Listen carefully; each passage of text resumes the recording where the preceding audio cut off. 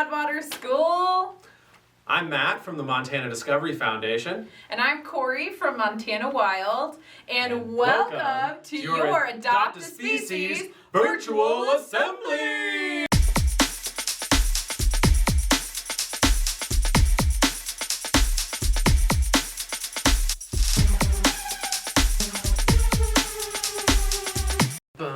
Matt!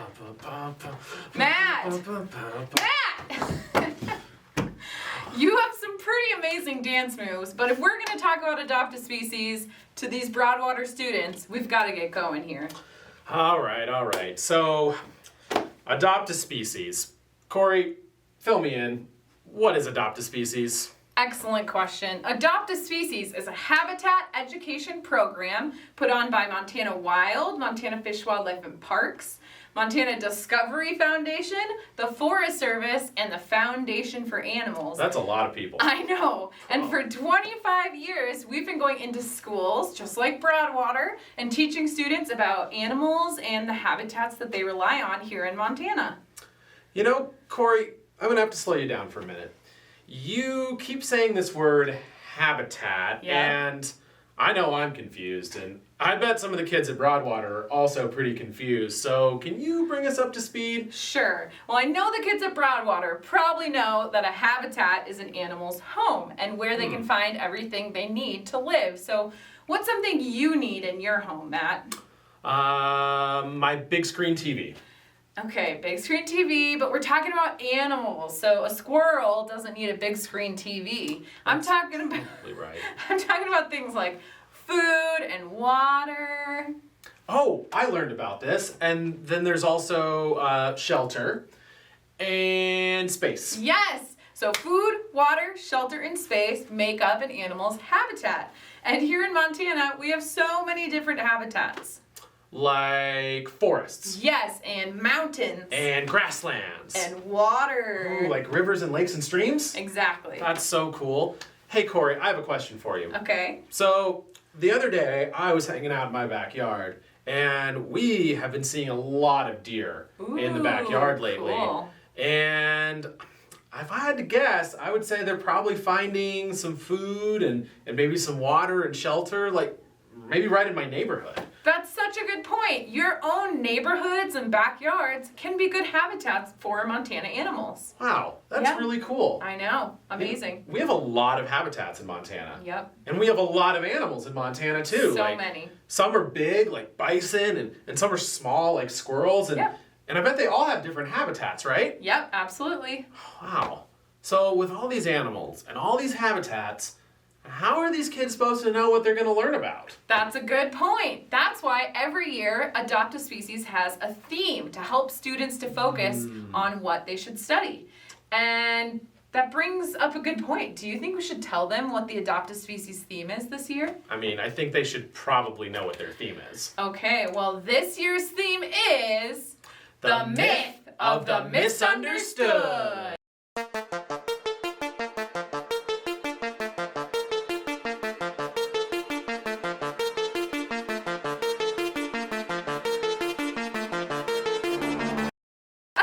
Good theme, don't you think?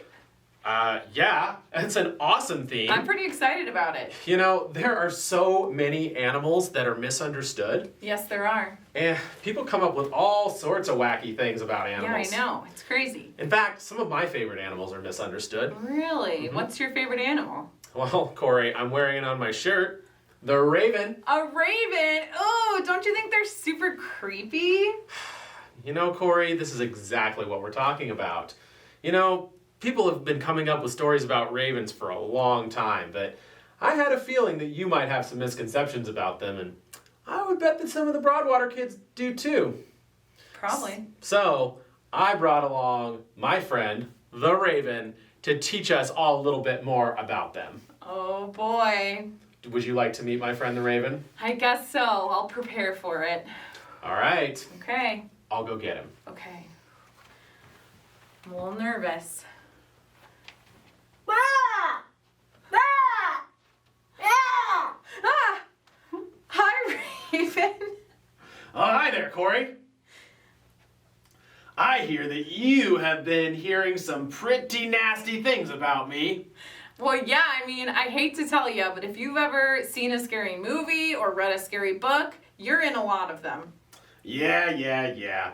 So, like 100 years ago, this guy named Edgar Allan Poe wrote a scary poem about me, and I've had a bad reputation ever since. But the reality is, us ravens aren't any scarier than any other bird. In fact, we're very well respected in some cultures. Well, that may be true, but I've heard you're also tricksters and troublemakers. Yeah. I've heard that too, but I think that reputation is just because we're so smart. How smart can you be? Haven't you ever heard somebody call someone a bird brain? Ah, bird brain, huh? Yeah. Well, if you think I have a bird brain, then how did I get this? My Funyuns! Those are from my lunch. I heard you were dirty thieves, too. You know, Corey, if you humans would stop leaving your stuff lying around, us ravens wouldn't find it so easy to take. You know, we're just scavengers after all. You can't hate us for doing what we're good at. That's true. I probably shouldn't have left my lunch laying around. But hey, you said you're in the corvid family. Aren't crows in the corvid family, too? Are you just a big overgrown crow? Wrong again, Corey. Yes, we are related to crows, and we're bigger than them, but we're completely different species. And aside from being bigger than them, we have shinier feathers, and we've got these big curved beaks that they don't have. Helps us get into your Funyuns, by the way.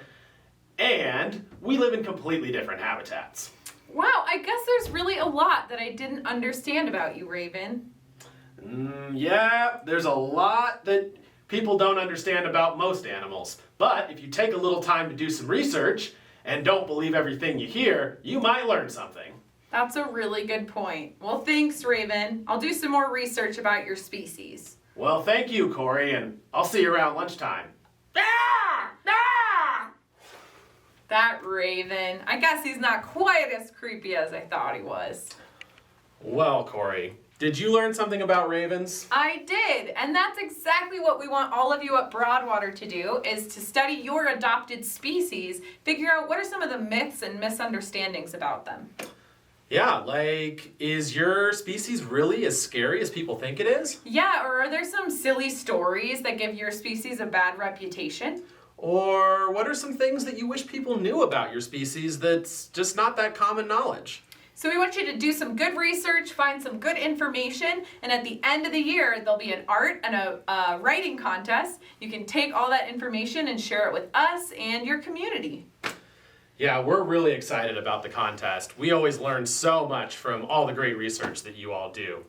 Now, this is the part of the assembly where normally we would introduce you to a live bird from Montana Wild, but unfortunately, because we had to record this video, I just don't see how we're going to share the bird. Do you? Wait a minute! I did bring a bird for the video. What? Corey, that's so cool!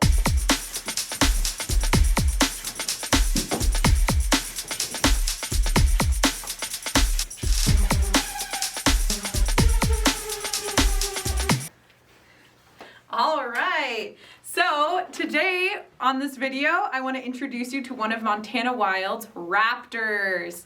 So raptors are a special kind of bird, and scientists say they have 3 things that make them unique and different than, say, a songbird. So one of those things is their really amazing eyesight. So they have huge eyes. If we had eyes the size of a raptor, it'd be like tennis balls in our head. So they have really amazing vision to hunt down their prey. They also have a hooked upper beak.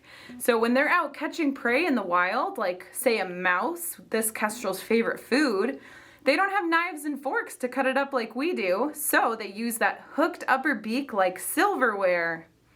And then the third thing that makes raptors unique is their talons. So on their feet, they have really strong, sharp talons, and this is what they use to catch and usually to kill their prey as well. So in Montana, we have 7 kinds of raptors. We have hawks, owls, eagles, falcons, vultures, osprey, and harriers. And all of those raptors have amazing eyesight, a hooked beak, and really strong talons. Now this raptor in particular is a falcon. It's the smallest and most common falcon in North America, called an American kestrel. Now you can tell this is a falcon because it has those black stripes by its eyes. Those act like if you've ever seen a football game and the football players put paint under their eyes, it helps keep the sun out of their eyes. Well, it's the same thing with falcons. When they're flying up in the sky and hunting, those black stripes keep the sun out of their eyes so they can see their prey. Now they also have really pointy wings. That makes them really aerodynamic, which is a big word that means they can move through the air really smoothly and quickly. So these little birds are very fast. So one of the common misconceptions people have about this bird is that they think it's a songbird because you'll often see them perched on a telephone wire or a fence post, and they're small. So people think they're a songbird or maybe a robin or a sparrow, but they are a raptor. And one thing I wish people knew about falcons, especially this American kestrel, is that they can do an amazing head bob. So they can move their body while keeping their head perfectly still. Now this is really helpful for this bird when they go up and fly in the sky. Their body moves just like this, but their head can stay perfectly still and focus in on the prey down below them. So she's doing a very good job of modeling that for us. One other cool thing about kestrels is they're one of the only raptors where the males and the females look different. That's called sexual dimorphism. So this is a female kestrel. You can tell because she has beautiful brown coloration, brown all the way down her wings. The males have blue on their heads and their wings, and that's so they can look extra fancy and beautiful to attract a mate. All right, I hope you learned some cool things about kestrels. Oh, and here comes Matt. Matt, where were you? You got pine cones in your hair. Oh, so I do. Well, Corey, while you were showing off that really cool bird, I took a little walk in the forest. Oh, you did? Did you see any cool animals while you were out in the forest? I did. I saw lots of cool animals, but probably the coolest animal that I saw in the forest was this school's adopt-a-species. No way. That makes me realize we haven't even told Broadwater what their adopted species is this year. You mean we spent all this time shooting this video and we didn't even tell them yet? Oh my gosh, I think we better tell them, right? Yeah, we should tell them what their species is. Okay, Broadwater. This year, your adopted species is the lynx!